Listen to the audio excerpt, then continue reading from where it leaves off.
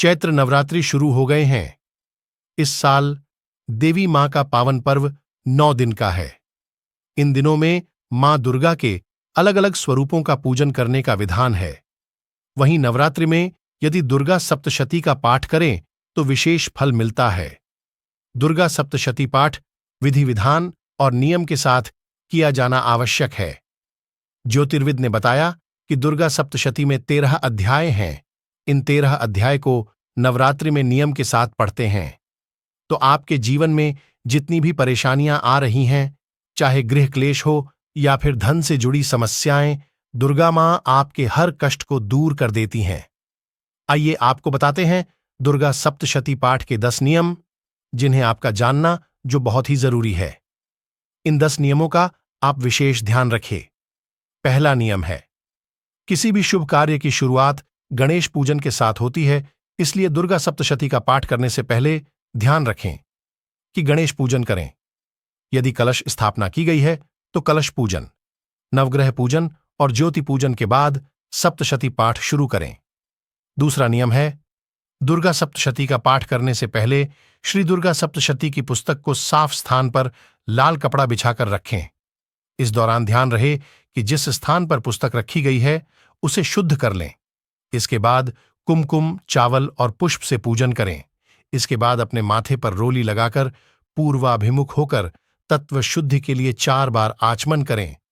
तीसरा नियम है, दुर्गा सप्तशती का हर मंत्र ब्रह्मा, वशिष्ठ और विश्वामित्र जी द्वारा शापित किया गया है, इसलिए श्री दुर्गा सप्तशती के पाठ में कवच और कीलक स्तोत्र के पाठ से पहले शापोद्धार करना जरूरी है। शापोद्धार के बिना इसका सही प्रतिफल प्राप्त नहीं होता है। चौथा नियम है, यदि एक दिन में पूरा पाठ न किया जा सके तो पहले दिन केवल मध्यम चरित्र का पाठ करें और दूसरे दिन शेष 2 चरित्र का पाठ करें। या फिर दूसरा विकल्प यह है कि 1, 2, 1, 4, 2, 1 और 2 अध्यायों को क्रम से 7 दिन में पूरा करें। पांचवा नियम है, वाक् सिद्धि और मृत्यु पर विजय पाने के लिए श्री दुर्गा सप्तशती में श्री देव्यथर्वशीर्षम स्रोत का नित्य पाठ करना चाहिए, लेकिन ध्यान रखें कि इसे पूरे विधान के साथ किया जाना आवश्यक है। छठा नियम है, श्री दुर्गा सप्तशती के पाठ से पहले और बाद में नर्वाण मंत्र ओम ऐं ह्रीं क्लीं चामुंडाये विच्छे का पाठ करना अनिवार्य है। इस एक मंत्र में ओंकार, मां सरस्वती, मां लक्ष्मी और मां काली के बीज मंत्र निहित हैं।